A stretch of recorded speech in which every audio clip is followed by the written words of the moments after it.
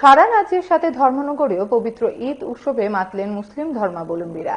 এদিন ছোট বড় সবাই নতুন পোশাক পরিধান করে মসজিদে নামাজ আদায় করেন। সেখানে কচিকাঁচাদের পাশাপাশি বড়দের মধ্যে উৎসাহ উদ্দীপনা লক্ষ্য করা যায়। নামাজ শেষে একে অপরকে আলিঙ্গন করে ঈদের শুভেচ্ছা বিনিময় করেন। আজকে গোটা পৃথিবীর ন্যায় ধর্মনগর শহরে ঈদের নামাজ অনুষ্ঠিত হয়েছে। খুব সুশৃঙ্খলভাবে আমাদের পরিপূর্ণভাবে আজকে যে ঈদের নামাজ আমরা আদায় করেছি, ইমাম সৈয়দ হেদায়েত হোসেন সাহেব এবং গোটা ভারতবর্ষের জন্য উনি দোয়া প্রার্থনা করেছেন।